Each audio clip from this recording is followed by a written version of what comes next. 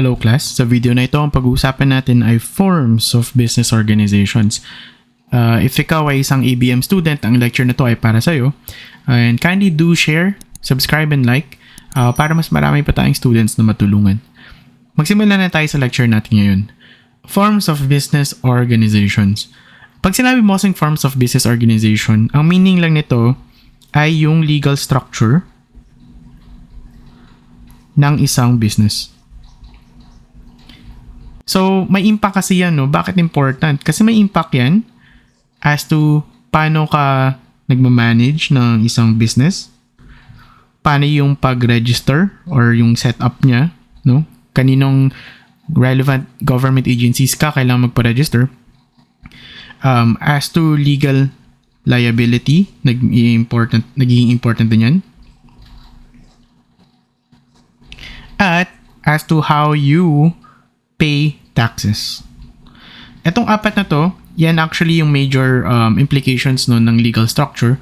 But essentially, pag sinabi mo lang forms of business organizations, again, it's the legal structure. The legal structure. And yung legal structure may impact into how you manage it, how you register, what is the legal liability, and the taxes that must be paid.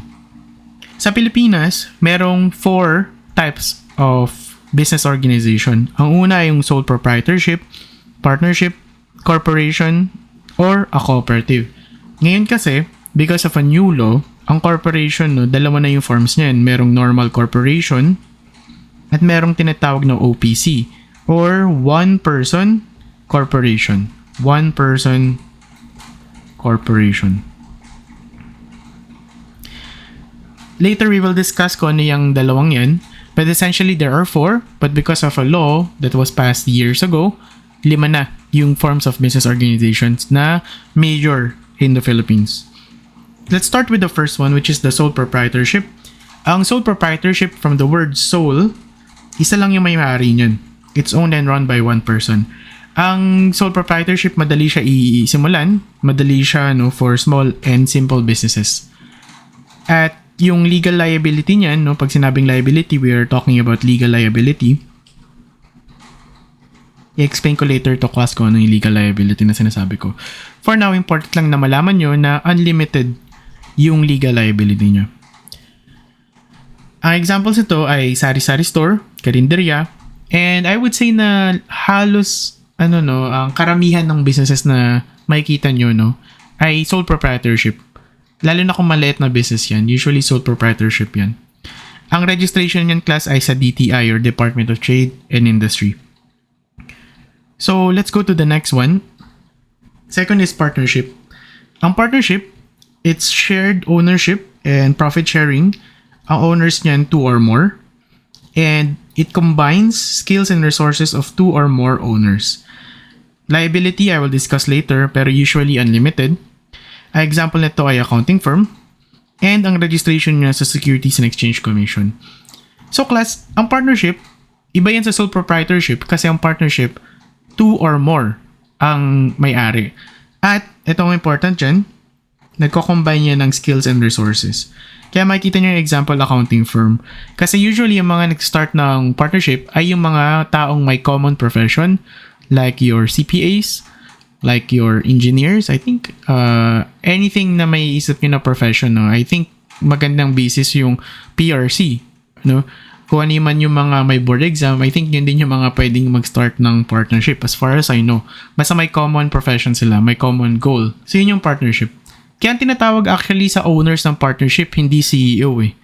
Ang tinatawag sa kanila ay partners. So pag nag-work kayo sa Big 4, sa mga Big 4 accounting firms, makikita nyo ang mga boss dun per department, ang tawag is partner. Kung may investment na sila into the business organization. Next is a cooperative. Ang cooperative is member-owned for shared benefit at ang owners nito is 15 or more. And ang goal niya is actually it promotes community welfare and equal member benefits. Liability, I will discuss later, pero limited. Ang example nito ay vendor co-op, transport co-op, at registration niya is with the CDA, Cooperative Development Authority. Makikita nyo na it promotes community welfare. Actually, pwede ding mag-set up ang ang other forms aside from vendor corp or transport corp like paano ba, mga farmers, ganun, pwede sila magkaroon ng cooperative. Kasi ang goal nila is magtulungan. Para siyang membership, and ang goal nyo ba't kayo sumali sa organization is to help each other. So, yung isa sa family member ko, I think part siya ng isang parang vendor corp na mag-i-invest ka ng pera, tapos meron ka ding benefits pag naging member ka. Pwede ka magkaroon ng trainings, pwede ka magkaroon ng capital na papautang sa'yo because of your membership in the cooperative. So in short, nagtutulungan kayo sa cooperative. So yun yung cooperative. Let's go to corporation. Pag corporation, it's owned by shareholders and it is with perpetual existence. Ang owners nito is usually 5 or more. I-discuss ko rin later kung ano yung perpetual existence na sinasabi. Ang purpose ito ng isang corporation ay magtayo or mag-raise ng large capital suited for big businesses. Ang liability niya is usually limited. I will explain that later on kung ano meaning niya. Example nito ay yung mga favorite brands natin, no? Which is Jollibee, SM, BDO, and with the Securities Exchange Commission yung registration niya. Kung meron mong nanonood na taga Jollibee, nako, napakahilig ko sa yung burger. Just FYI kung gusto niyo mang libre. So, ang corporation, no, 5 or more, merong legal na limited liability and also merong perpetual existence. Mapapansin nyo, no, na I think it's worthwhile to explain kung ano ba meaning ng legal liability. So, class, sa batas kasi natin, no, nagmamatter ang business organization with regards to legal liability. Bakit, no? So, bibigyan ko kayo ng scenario. Let's say, yung scenario natin, merong isang business, no? Kumuha siya ng loan sa bangko worth 1 million pesos. After a few years, let's say, nagsara na siya, hindi niya pa nababayaran yung loan, pero meron siyang natitirang assets, no? Net assets. Pag sinabi nating net assets, ito yung natitirang assets ni company. Meron siyang natitirang net assets na 600,000 pesos. So, meron pa ring utang yung business organization of 400,000 at this point sa bangko. So, ang tanong, sino ang magbabayad ng natitirang 400,000? Dito pumapasok class yung konsepto ng limited, unlimited legal liability. Bakit? Kasi kung ikaw ay isang sole proprietorship, ang magbabayad ng 400,000 ay si owner or sole proprietorship.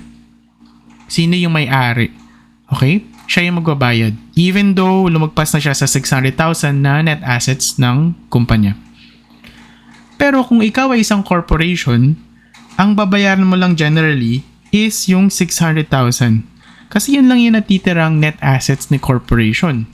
And therefore, since limited yung liability mo, limited lang siya dun sa net assets na natitira dun sa kumpanya. So, ito yung general rule dyan, no? Na kapag corporation, merong legal liability na limited. Pero pag sole proprietorship or partnership, even dun sa owner, sinahabol yan ng bangko or kung sino man yung creditor nila. So, Kuya Lemon, ano yung one-person corporation? Ang one-person corporation, parang mix lang yan ng sole proprietorship at ng corporation kasi ang purpose niyan is that it combines solo ownership with legal protection. Kasi limited lang din yung liability niya. Kaya ito yung number 5. Parang hybrid yan ng sole proprietorship and ng corporation. Honestly, hindi pa ako nakakita ng OPC sa buong career ko, no, ever since napasa yung batas na to. So if you have anyone, no, that would be interested to talk to, let me know. Anyway, ang registration ng OPC is with the Securities and Exchange Commission. Ang pinaka mahirap na i-explain dito ay yung perpetual existence sa corporation. Pero ito kasi class, no, kahit hindi nyo maintindihan now, madadaanan nyo to sa, pag nag-BSA kayo, madadaanan nyo to sa obligations and contracts when you discuss this with your law professor. Pero try ko explain ngayon, no. Ang perpetual existence kasi, ang meaning lang nito is how a company evolves, no, with certain scenarios like the death of the owner, no, incapacity of a owner, no. So, kapag nangyayari kasi yan, no, may difference with regards to how the law will see it. Kapag corporation ka, kahit merong shareholder na mamatay, no, or umalis, or merong shareholder na bagong pumasok, ang corporation, business as is lang yan. Walang changes. Walang kailangan, gawin masyado, no. Aside from updating kung sino man yung major shareholders. Pero walang masyadong nangyayari talaga. Business as is. Kaya siya may perpetual existence kasi hindi natitibag yung legal identity ni corporation. Ngayon, with regards to the partnership naman, kapag nagkaroon ng death of a partner, usually, ito yung pinaka-basic example dyan, no? Kailangan palitan yung partnership name. Kasi do take note, ang partnership, nakakuha siya usually ng clients because of the name, the reputation of the partners. So, may nuance yan class, no? Kaya exciting tong forms of business organizations. Kasi dito sa ABM, I think light lang yung discussion.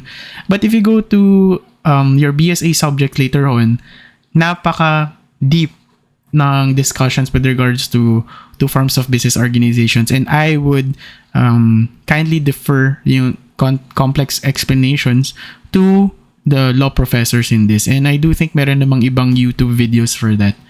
But essentially, merong 4 types of business organizations na naging 5 because of the new law, no, for one-person corporations.